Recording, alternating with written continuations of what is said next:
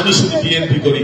এই কারণে 128টি মামলা, রক্ত ঝরাই। অনেকে জানেন আমার উপরে কতবার হামলা হয়েছে, কতবার জেল গেছি, মরেও যাইতে পারতাম। ভয় দিয়ে না, ভালোবাসা দিয়ে মানুষের মন জয় করে আমরা মানুষের ভালোবাসা অর্জন করব। হিংসার বিনিময়ে হিংসা না, খুনের বিনিময়ে আমরা খুন করতে চাই না। আইন হাতে তুলে নেবেন না আমাদের দলের যারা লোকজন রয়েছে। এটা আমার নির্দেশ, আমার নেতার নির্দেশ। যারা অন্যায় যদি কেউ করে থাকে, যারা করেছে, বাংলাদেশের আইনে তাদের বিচার হবে। আমরা প্রতিহিংসার রাজনীতিতে বিশ্বাস করি না। আমি দায়িত্বহীনভাবে বলবো, রাজনৈতিক কারণে, মতাদর্শের কারণে, ধর্মের কারণে কোন মানুষকে নিপীড়ন করা যাবে না, আন্ডারমাইন করা যাবে না, অপমান করা যাবে না। আজকে আমি সেটা পরিষ্কার ভাবে বললাম। যারা আমাদের রাজনীতি করেন, পরিষ্কার করে বলি, তারা আমাদের কাছে নিরাপদ। যারা আমাদের রাজনীতি করেন না, কিন্তু ডাকাত, দস্যু, দুর্বৃত্ত না, সন্ত্রাসী না, তাদেরকে বাদে আর সকলে যারা রয়েছে তারাও আমাদের কাছে নিরাপদ। বক্তব্য পরিষ্কার।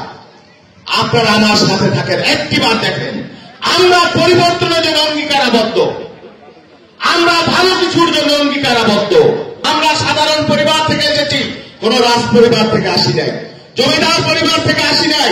আমরা আপনাদের দুঃখ কষ্ট জানি। মানুষের, গ্রামের মানুষের, কৃষি নির্ভর পরিবারের মানুষের কি দুঃখ কষ্ট, সেগুলো অংশীদার আমি। সেই জন্য আমার কোন উচ্চাকাঙ্ক্ষা নাই। অনেক মানুষের ভালোবাসা পেয়েছি, যারা আমাকে চিনেন তারা আমার সম্পর্কে জানেন। আমরা ভালোবাসার কাঙ্গাল। এই এক জীবনে অনেক মানুষ এই দলের কারণে ভালোবাসা দিয়েছে।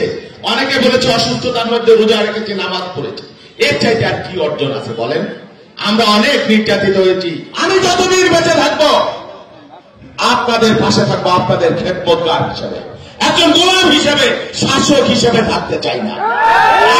আর কিছু প্রয়োজন নাই।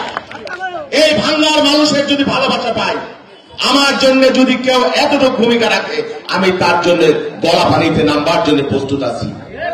আপনাদের ভালোবাসা দেখবেন কি পরিমাণ আপনাদের মানুষ ভালোবাসে। শহীদুল ইসলাম বাবুলের নাম বললে এতটুকু আমার জীবনে অর্জন করেছি। নির্বাচিত হবো কি হবো না জানি না, রাতের বেলায় নির্বাচিত হবার প্রয়োজন নাই, ভোট ছাড়া নির্বাচিত হবার প্রয়োজন নাই, ভোটের নামে তামাশার প্রয়োজন নাই। আপনারা যদি সত্যিকার অর্থে আমাকে ভালোবাসেন, ভোট দেন, তাহলে হয়তো আমি আপনাদের এমপি নির্বাচিত হতে পারবো।